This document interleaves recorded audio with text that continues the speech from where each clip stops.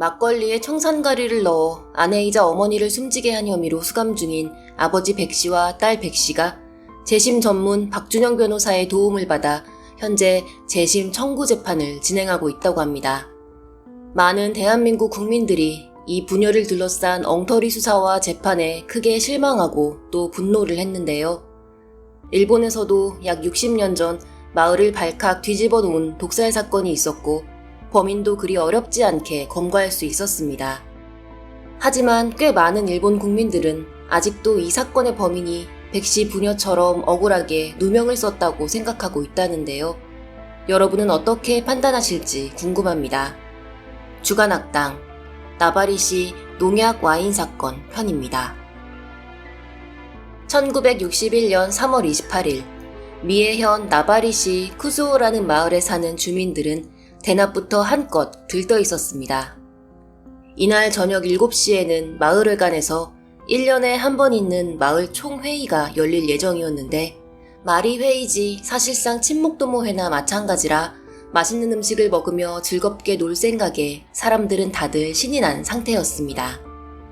그런데 어쩐 일인지 노리코 씨는 시큰둥하기만 했습니다. 그녀가 마을 총회를 손꼽아 기다렸던 이유는 이날이 1년에 딱 한 번 와인을 마실 수 있는 날이어서였는데요. 1960년대 깊은 골짜기 시골 마을 사람들 살림살이야 안 봐도 대충 짐작하실 수 있을 겁니다. 밥 한 끼가 아쉬운 마당에 와인 같은 비싼 술은 꿈도 못 꿨겠죠. 때문에 한 해 동안 쓰고 남은 마을 회비로 와인을 사서 뒤풀이 자리에서 여자들끼리만 한 모금씩 나눠 마시는 게 이 쿠즈오 마을의 전통 아닌 전통이 되었는데요. 아쉽게도 며칠 전 이장님으로부터 중대 발표가 있었습니다. 올해는 남는 회비가 없어 뒤풀이에 와인을 못 낸다는 겁니다. 술맛 좀 아는 노리코 씨에게 이보다 더 하늘이 무너지는 소식은 없었습니다. 그러니 마을 총회고 뭐고 이미 관심밖에 일이 된 지 오래였습니다. 어느새 해는 지고 저녁 6시경 마을회관으로 갈 채비를 하던 노리코 씨의 남편은 미적거리고 있는 아내에게 어서 외출할 준비를 하라고 채근하며 말했습니다. 걱정하지 마. 와인 나온다니까? 회비가 모자라서 안 나온댔잖아. 오늘 아침에 이장님이 사비로 쏜다고 하셨대. 다나카가 아까 시내에 가서 공수해 왔대. 그 말에 노리코 씨는 언제 시큰둥했냐는 듯 빛의 속도로 외출복을 챙겨 입었습니다. 남편은 그런 아내의 모습이 귀엽고 재밌어서 배꼽을 잡고 웃었습니다. 저녁 7시 마을 총회가 시작됐습니다. 옹기종기 모인 마을 사람들은 회의고 절차고 뭐고 그저 잿밥에만 관심이 가득했는데요. 지루한 식순 후에 돌아온 먹고 마시는 시간. 이장님이 사비로 쐈다는 와인 한 병이 드디어 모습을 드러냈습니다. 노리코 씨는 군침을 삼키며 술병을 뚫어져라 바라보았습니다. 비록 약 2리터들이 한 병으로 여기 모인 여자 20명이 나눠 마셔야 했지만 맛을 볼 수 있다는 사실만으로도 노리코 씨는 행복했습니다. 여자들이 와인을 조금씩 나눠 마시는 동안 남자들은 자기들끼리 청주를 실컷 들이켜며 한창 흥을 올리고 있었습니다. 그때 노리코 씨가 조용히 남편에게 다가가 말했는데요. 나 속이 좀 이상해. 뭐야, 벌써 취한 거야? 그게 아니고 배가 아파. 토할 것 같아. 노리코 씨의 남편은 얼굴을 잔뜩 찌푸린 아내를 의아하게 바라보다 별거 아니겠지 하며 다시 고개를 돌려 청주를 마셨습니다. 그 순간 쿵 하는 소리가 들렸습니다. 노리코 씨가 바닥으로 고꾸라진 겁니다. 그녀는 배를 붙잡고 뒹굴다가 거품을 물며 구토를 했고 의식이 혼미한 상태로 사지를 덜덜 떨었습니다. 기겁한 남편은 온 힘을 다해 아내를 붙들며 주변을 둘러보았습니다. 마을회관은 노리코 씨와 같은 증상으로 쓰러진 여성들과 놀라 소리치는 남성들로 그야말로 아비규환이 펼쳐지고 있었습니다. 어처구니 없게도 노리코 씨는 그 길로 숨을 거두었습니다. 사망자는 그녀를 포함해 총 5명으로 모두 와인을 나눠 마신 여성들이었는데요. 이 중엔 마을에서 제일 부자인 이장의 아내도 끼어 있었고 마을에서 제일 잘생긴 남자인 오쿠니시 마사루의 아내 치에코도 끼어 있었습니다. 곧 경찰들이 깔리기 시작했고 작은 시골 마을은 곡소리와 고함소리로 쑥대밭이 됐습니다. 경찰은 여성들만 마신 와인에 독물이 주입됐다고 확신하고 사망한 피해자 5명과 관계 있는 사람들을 먼저 조사했는데요. 노리코 씨의 남편을 포함해 술병에 손 한 번 댈 수 없었던 사람들을 모두 제외하자 유력 용의자는 와인 구입과 운반에 관련된 3명의 남자로 압축됐습니다. 돈을 주면서 와인을 사오라고 시킨 마을 이장, 술을 사다가 이장님 집에 갖다 놓은 다나카, 그리고 총회 직전 이장의 집에서 마을회관으로 술병을 옮긴 오쿠니시 마사루가 그 장본인이었습니다. 경찰은 일단 피해자 5명과 관련이 없는 중간 운반책 다나카를 용의선상에서 제외시키고 마을의 이장과 오쿠니시 마사루를 집중 조사했습니다. 그러자 의외의 사실이 드러났습니다. 이번 사건으로 아내 치에코를 잃은 마사루에게 같은 마을에 사는 야스코라는 이름의 오랜 내연녀가 있었던 겁니다. 그렇다면 내연녀 야스코와 새살림을 차리려고 불특정 다수를 대상으로 한 묻지마 범죄를 가장해 아내 치에코를 없앴던 걸까요? 아닙니다. 더 놀랍게도 마사루의 내연녀 야스코 역시 와인을 마시고 숨진 5사람 중 1명이었습니다. 다시 말해 이번 사건으로 목숨을 잃은 5명 중 2명이 오쿠니시 마사루와 깊어도 너무 깊은 연관이 있었다는 겁니다. 그때 국가수에서 술에서 검출된 독극물이 니카린 T라는 이름의 녹일 가능성이 있다고 발표했습니다. 이에 경찰은 더더욱 신이 났는데요. 마을에서 니카린 T를 사다 쓰는 집이 오쿠니시 마사루네 딱 한 집밖에 없던 걸로 조사됐기 때문입니다. 그렇다면 범인은 남편인 마사루나 아내인 치에코 중 하나 또는 둘 다일 가능성이 큰데 치에코는 농약을 든 술을 마시고 사망한 피해자입니다. 그녀가 범인이라면 스스로 목숨을 끊었다는 얘기가 되는데 왜 그래야만 했을까요? 경찰은 같은 동네에 사는 여자와 자신의 남편이 바람을 피우고 있다는 것을 뒤늦게 눈치챈 치에코가 격분한 나머지 내연녀도 죽이고 저도 죽을 작정으로 와인에 농약을 넣었다고 보았습니다. 그래서 남편 마사루를 철저히 취조했고 마사루는 이에 대해 한사코 진술을 거부하다 끝내 입을 열었습니다. 오쿠니시 마사루는 같은 마을에 사는 야스코와 남몰래 만나고 있었습니다. 야스코에게도 남편이 있었지만 두 사람은 꽤 오랜 기간 들키지 않고 내연 관계를 맺어왔는데요. 그러다 야스코의 남편이 젊은 나이에 갑자기 사망하는 일이 발생하고 야스코는 혼자 살게 되었습니다. 가뜩이나 빈번하게 만나왔던 두 사람이었으니 남편이 없는 집에 마사루가 얼마나 자주 드나들었을지 대충 예상이 되실 텐데요. 결국 꼬리를 밟힌 두 사람은 아내 치에코에게 불륜 사실을 들키게 됩니다. 사실 마을 인구가 100여 명에 불과한 그 좁은 동네에서 그간 둘 사이가 소문이 안 났던 게 이상할 정도입니다. 시골 마을 특성상 다들 알면서도 모르는 척했을 가능성도 없지만은 않을 것 같습니다. 여하튼 남편을 빼앗긴 치에코는 분하고 억울한 마음에 야스코도 죽이고 나도 죽겠다며 발버둥을 쳤고 마사루는 잘못했다고 손이 발이 되도록 빌면서 겨우겨우 아내를 말렸습니다. 이렇게 모든 게 일단락 됐다고 생각했죠.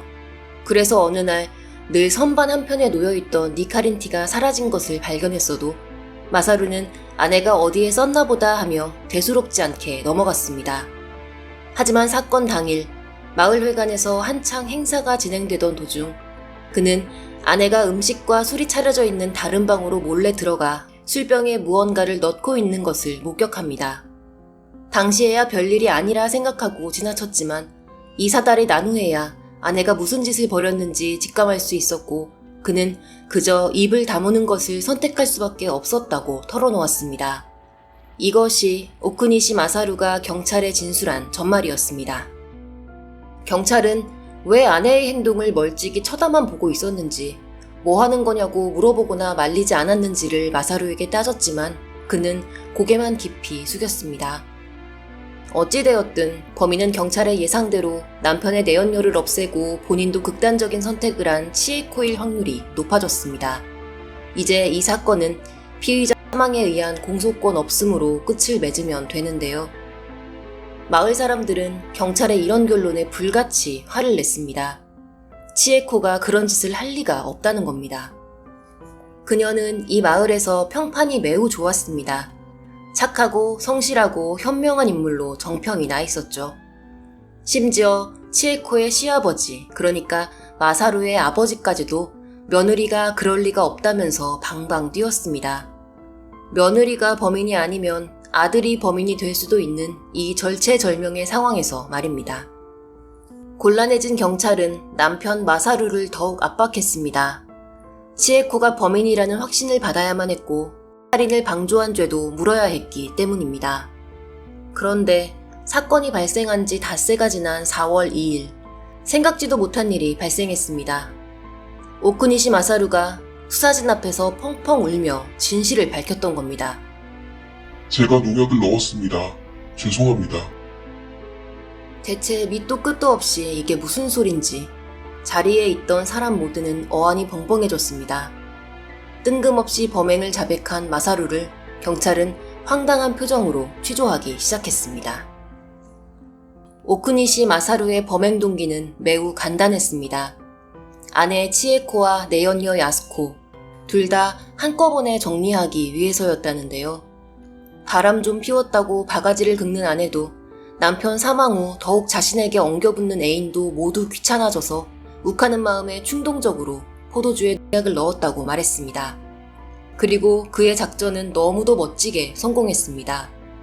술 한 병을 약 20명이 나눠 마셨는데 그중 딱 5명만 사망했고 그 5명 중에 마사루가 타겟팅한 2명이 정확하게 포함되어 있었으니 말입니다. 이게 말이 되든 안 되든 일단 자백이 나왔으니 경찰은 마사루가 범인이라는 증거를 찾기 위해 백방으로 노력했지만 제대로 된 물증을 찾지 못한 채 4월 5일 그를 검찰에 송치했습니다. 그리고 약 2달이 지난 6월 16일 1심 재판에서 오쿠니시 마사루는 지금까지의 진술을 전면 부인하고 와인병에 농약을 넣은 사람은 자신이 아니라고 주장하기 시작했습니다. 경찰의 강압수사를 이기지 못해 어쩔 수 없이 거짓 자백을 했다는 것입니다. 1심은 무려 3년 반에 걸쳐 18번이나 이루어졌습니다. 1964년 12월 23일 재판부는 오쿠니시 마사루에게 무죄를 선고했는데요. 피고인의 자백만으로는 유무죄를 판단할 수 없게 되어 있기 때문입니다.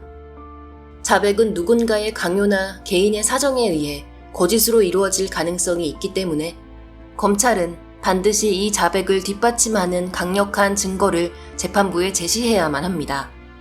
그렇다면 이번 사건에서 검찰이 오쿠니시 마사루를 범인이라 주장하며 내민 증거는 무엇일까요?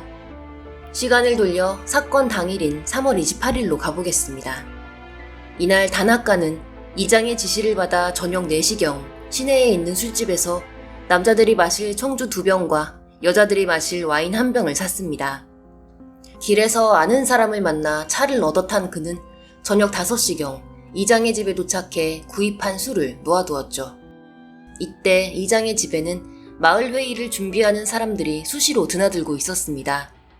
떡하니 보이는 곳에 놓여있는 술병에 수상한 짓을 할 수 있는 상황이 아니었던 겁니다. 그렇게 약 10분이 지난 저녁 5시 10분경 오쿠니시 마사루가 이장의 집을 찾았습니다.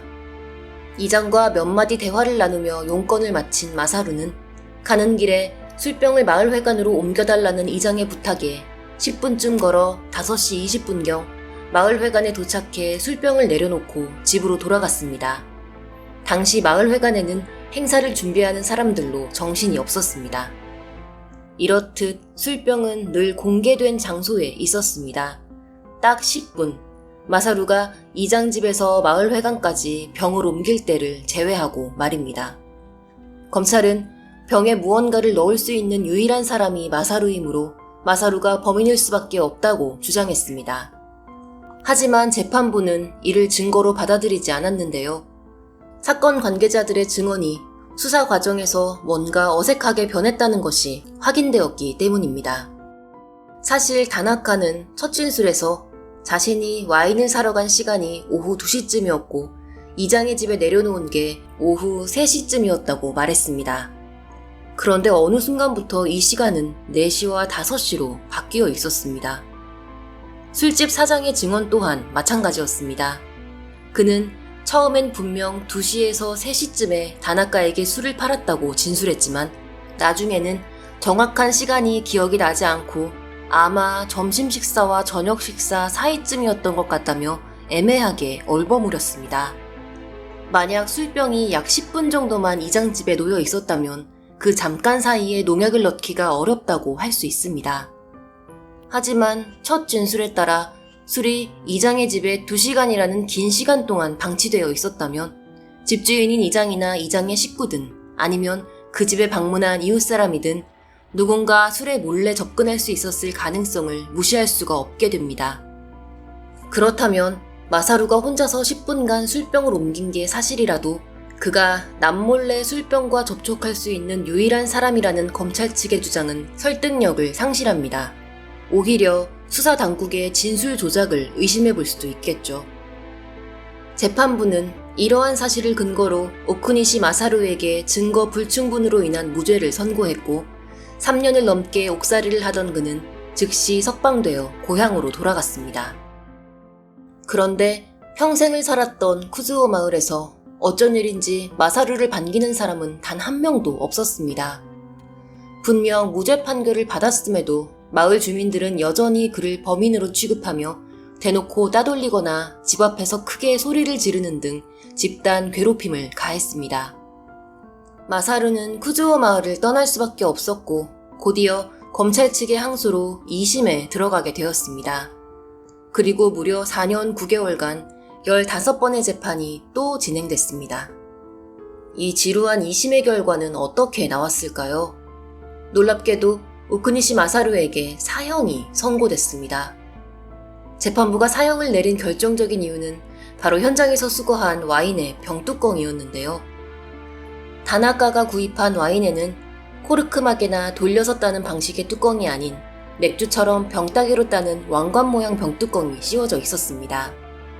이 병뚜껑에는 치흔, 즉 이에 눌린 자국이 남아 있었는데 누군가 병따개가 아닌 치아로 와인병을 땄기 때문이었습니다.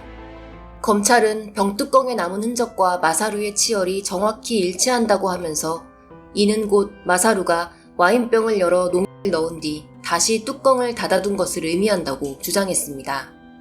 마사루는 치아로 병을 연 적이 없다고 강력하게 부인했지만 치흔이 일치하는 이상 부인한다 한들 우기는 것밖에는 되지 않았고 이렇게 강력한 물리적 증거 앞에서 2심 재판부는 피고인 오쿠니시 마사루에게 유죄 판결을 내렸습니다.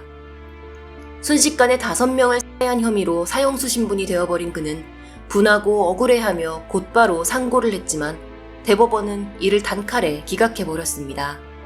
고등법원의 판결이 법리적으로 문제가 없다고 본 것입니다. 그렇게 마사루의 사형은 확정되었고 미시마시 농약와인 사건은 이렇게 마무리되는 것 같았습니다. 오쿠니시 마사루는 사형수로 수감 생활을 하면서 계속해서 재심을 청구했습니다.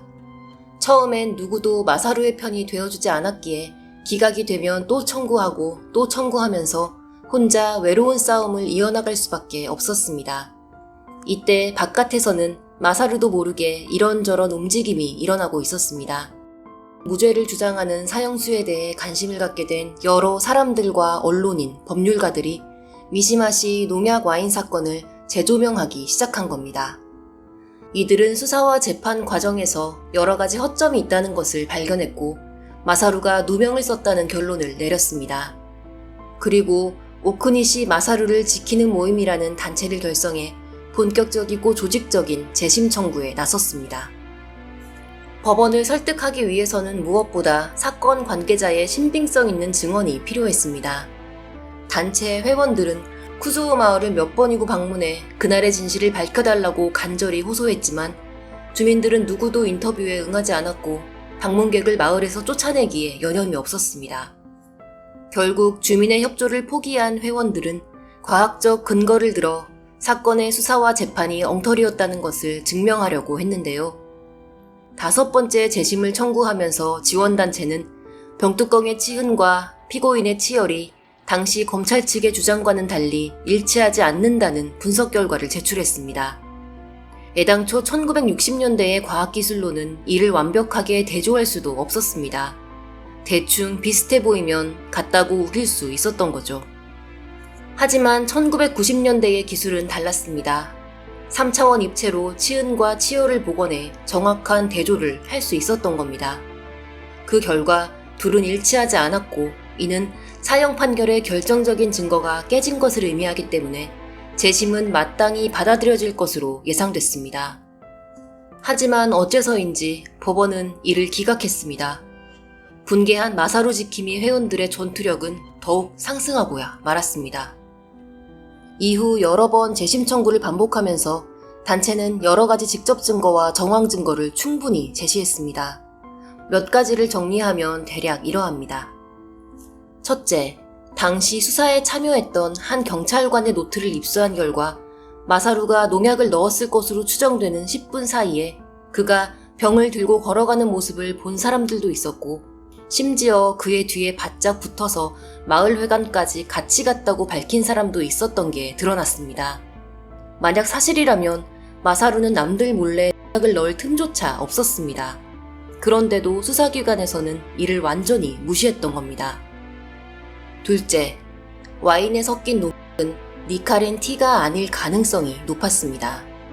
니카린 T에 있는 트리에틸 피로인산이라는 이름의 성분이 와인 안에서는 검출되지 않았기 때문입니다. 마사루는 애당초 마을에서 유일하게 니카린 T를 쓴다는 이유로 범인으로 지목됐습니다. 하지만 와인에 투입된 농약이 니카린 T가 아니라면 지금까지의 이야기는 전부 다 무의미해집니다. 셋째, 니카린 T는 적색에 가까운 진한 갈색입니다. 와인에 넣으면 감쪽같이 섞여 누구도 눈치를 챌 수 없겠죠. 그런데 정말 그럴까요? 저는 이날 마을총회 뒤풀이에 나온 와인이 당연히 보랏빛이나 붉은빛을 띠는 레드와인일 것이라 생각했습니다. 그런데 알고 보니 이날 나온 건 물처럼 투명한 화이트 와인이었습니다. 원샷 투키를 하겠답시고 이런 엄청난 살인 계획을 세운 사람이 굳이 투명한 액체에 빨간 농약을 타는 경솔한 짓을 한다는 것은 상식적으로 납득이 잘 되지 않습니다. 게다가 와인은 뒤풀이에 나올 예정이 없다가 회의 당일 이장이 즉흥적으로 내기로 한 것이었습니다. 와인에 농약을 타겠다는 계획을 미리 세울 수나 있었을까요? 단체는 이 밖에도 여러 가지 논리적 과학적 증거들을 앞세워 반드시 오쿠니시 마사루의 누명을 벗겨줘야 한다고 재판부를 설득했지만 2013년에 있었던 제8차 재심 청구가 2015년에 또다시 기각되면서 더 이상의 재심 청구는 일어나지 않았습니다. 2015년 10월 4일 하치오지 의료교도소에서 89세의 고령이 된 오쿠니시 마사루가 병사했기 때문입니다. 이렇게 죽을 때까지 무죄를 주장하던 한 남자의 몸부림은 수많은 사람들의 지지와 도움을 받았음에도 불구하고 허무하게 막을 내려버리고 말았습니다.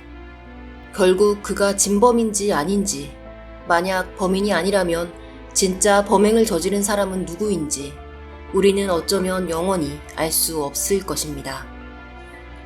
일본은 여전히 사형을 집행하는 나라입니다.